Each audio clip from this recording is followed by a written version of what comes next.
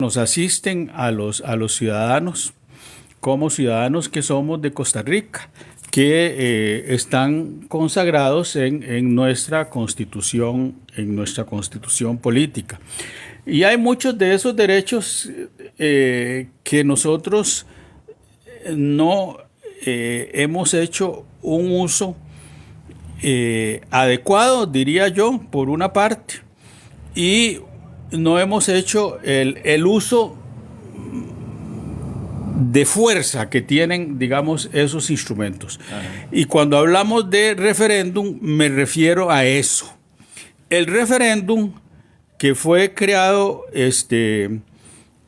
como una modificación a la Constitución de 1949, en el año de 1998 se crea una reforma que le da al ciudadano costarricense el derecho al referéndum. El referéndum es un mecanismo jurídico que le permite al costarricense algo que es, digamos, fundamental y que está en cada ciudadano. El artículo 105 de la Constitución Política consagra, digamos, ese artículo está consagrado al desarrollo del referéndum y parte, digamos, de una premisa fundamental, ¿verdad? La soberanía reside en la nación. Eso es el artículo 2 de la Constitución, pero ahí se vuelve a retomar. Y como el que legisla es el ciudadano, digamos, en teoría, y por eso, digamos, eso es lo que crea las diferencias de regímenes políticos, ¿verdad? Es una república democrática. Somos una república democrática porque delegamos el derecho de crear las leyes a los diputados. En realidad, cuando nosotros nombramos a un diputado, lo que estamos haciendo es llevándolo a la Asamblea Legislativa para que él nos represente. Ellos están en representación de nosotros los ciudadanos. Eso nunca hay que olvidarlo. Los derechos y deberes de los ciudadanos. Como ciudadanos, entonces, la Constitución lo dice muy claramente, el ciudadano es el primer elemento, digamos, de toda legislación. Exactamente. Luego, digamos, por delegación se lo da a los diputados. ¿Qué es lo que ha sucedido, digamos, en Costa Rica? Bueno, que sobre todo en esta última Asamblea Legislativa. Y eso quizás tenga que ver mucho con que tal vez el ciudadano hoy día está mejor informado que antes. El ciudadano pensaba que él tenía derecho solo al sufragio. Iba y votaba, ¿verdad? El ciudadano iba y votaba y con ello, digamos, cumplía su labor, digamos, nombrar un presidente y nombrar los diputados. Y luego la elección de medio año para nombrar los alcaldes, digamos, y los consejos municipales, digamos, ¿verdad? La gente solo veía, digamos, el voto como una parte de ese derecho de ser ciudadano. Pero resulta que el ciudadano también tiene esa función de hacer la ley. Y para hacer esa ley se creó, digamos, el artículo 105, que es el derecho al referéndum. En la historia de Costa Rica hemos hecho un solo referéndum sobre el Tratado de Libre Comercio en la administración de Óscar Arias Sánchez. Ese primer referéndum, el pueblo lo votó cerca de un 60% de los ciudadanos, le dieron al Tratado de Libre Comercio de Costa Rica con los Estados Unidos y la República Dominicana, le dieron vida a esa legislación. Ese Tratado de Libre Comercio entonces fue hecho por los ciudadanos. Igual, entonces, hoy día se nos está planteando el derecho a volver de nuevo a ser diputados y a elegir entre las propuestas que nos hace el Poder Ejecutivo. Es decir, aprobar una serie de reformas de ley para que dos proyectos, el proyecto de la Marina en Limón y el proyecto de la Ciudad Gobierno, puedan desarrollarse bajo el marco del referéndum. Eso, digamos, es importante. Sería, digamos, el segundo referéndum en Costa Rica. En la historia de los referéndums hay otros referéndums que han sido abortados porque, digamos, hay tres formas de hacer el referéndum. Uno, vía legislativa. En este momento, este referéndum nuevo, digamos, la ley Jaguar para el desarrollo económico de Costa Rica, se mueve en dos ejes. El eje legislativo, es decir, que es completar, digamos, 29 votos, y entonces eso evita, digamos, que los ciudadanos tengan que salir a recoger firmas, ¿verdad? Hay que recoger un 5% del padrón electoral, más o menos unas 160,000, 170,000 firmas de todas las provincias, ¿verdad? Tampoco es un gran trabajo, se puede hacer, ¿verdad? Por vía ciudadana. Entonces, aquí voy a detenerme solamente para decir que lo primero que tenemos que entender es ese rol de ser ciudadano y de poder hacer leyes. ¿Por qué? Bueno, porque un pueblo organizado puede impulsar fuera del marco incluso de un partido político o de una organización cualquiera, solamente que los una, digamos, un espíritu, digamos, de crear, digamos, una determinada legislación. Ese es el móvil, digamos, para crear leyes. Entonces, el ciudadano está investido de esa potestad. Revisando, digamos, todo lo que son la creación, digamos, del referéndum y las normas que se establecen, hay una serie de temas que es muy interesante porque ya ahora con los abogados constitucionalistas y con algunos abogados que hemos tenido oportunidad de conversar, hemos llegado, digamos, a una conclusión. Si bien es cierto, en el 98 se nos da la oportunidad a través del referéndum de crear leyes, ese referéndum se nos condicionó mucho.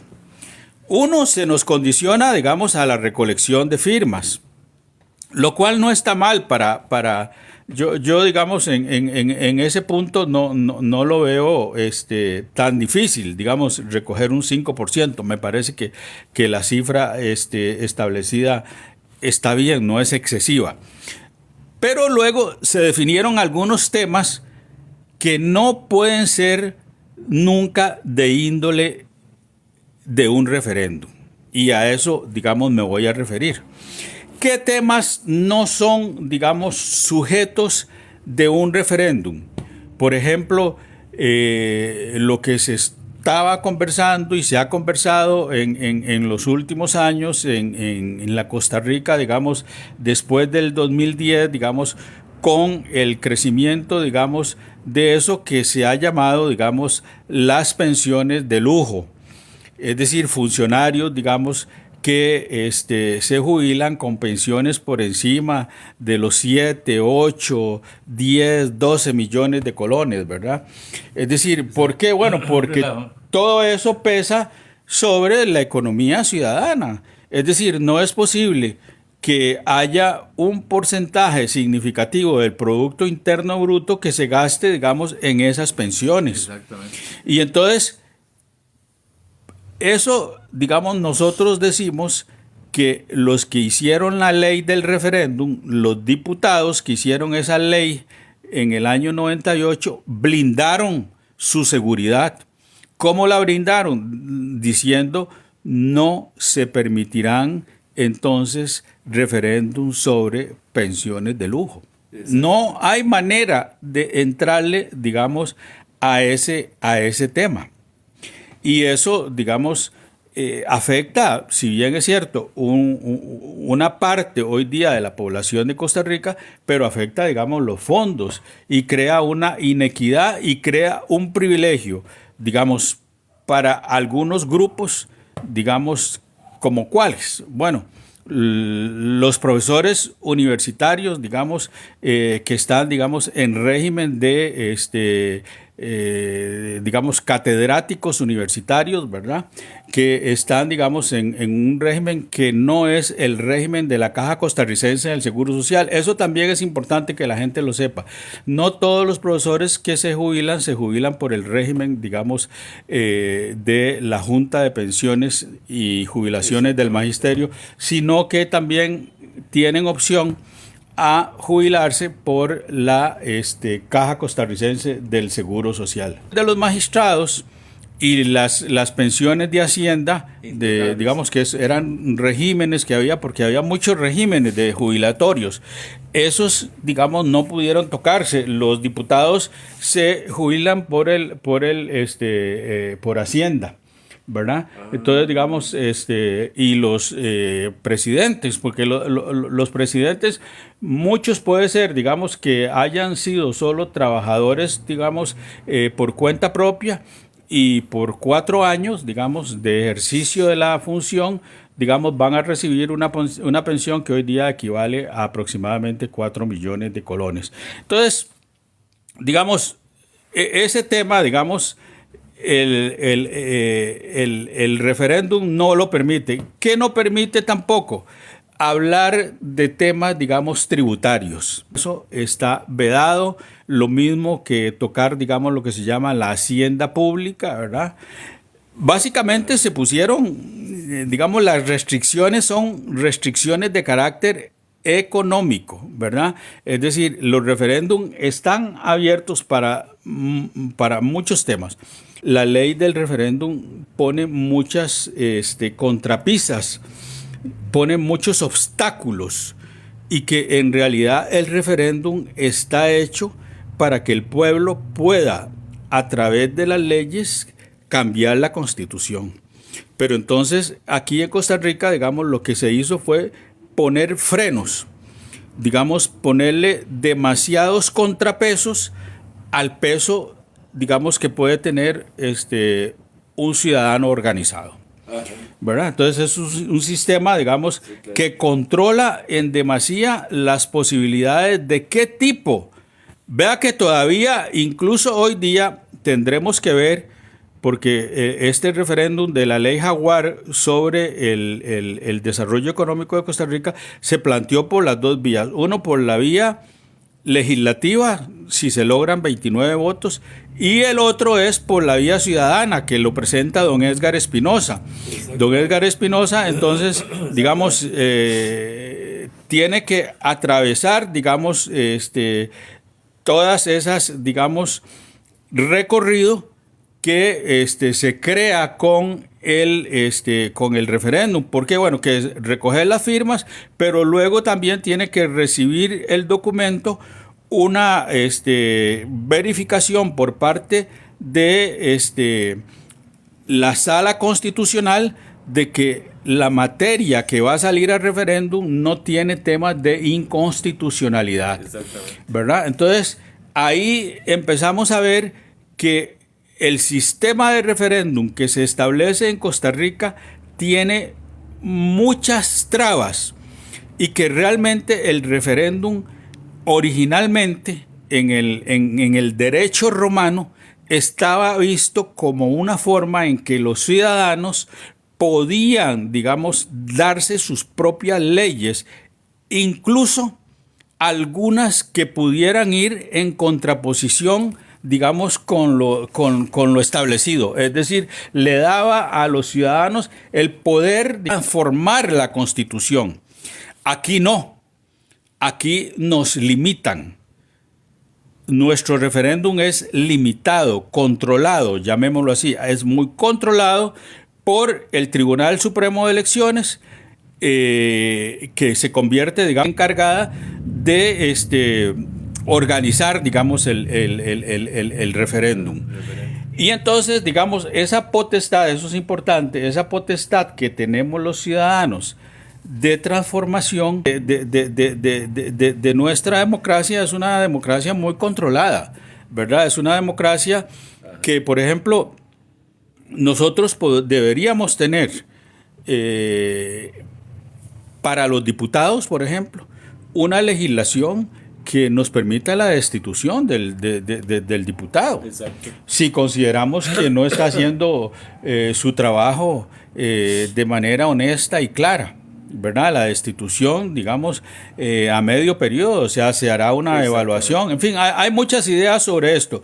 Lo que quería decirles es que, digamos, pese a que tenemos una ley de referéndum, esa ley de referéndum no tiene ni goza de la plenitud de libertad que le permitiría a los grupos organizados plantear, digamos, la legislación que ellos consideren conveniente, porque todo debe pasar a través del Tribunal Supremo de Elecciones y todo debe pasar por la Sala Constitucional, es decir, debe estar dentro del marco de lo aceptado por la Sala Constitucional, sabiendo de antemano que la Sala Constitucional, digamos, es muy conservadora. Es muy conservadora por muchas razones, porque la mayoría de los magistrados sobrepasan, digamos, la edad de los 65 años, es decir, fueron formados hace mucho tiempo atrás.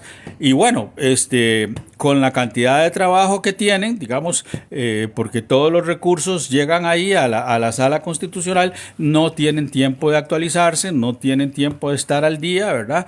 Y entonces eso produce, digamos, que la mayoría, digamos, de las acciones de inconstitucionalidad sean básicamente revisadas por quienes nosotros no sabemos, que son los letrados y, digamos, aquellos que asisten al magistrado. Y el magistrado se convierte como en una especie de títere de otros funcionarios de menor rango que no fueron nombrados, digamos, por la Asamblea Legislativa, quien nombra los magistrados del país. Entonces, todo esto son temas, digamos, interesantes de ver dentro de esa perspectiva de una sociedad que se quiere democrática, porque si nos queremos, digamos, un país democrático, debemos en verdad gozar de plena libertad para elegir qué temas queremos llevar, digamos, a consideración de mis semejantes, de mis conciudadanos. Entonces, a mí me parece que ese tema es importante.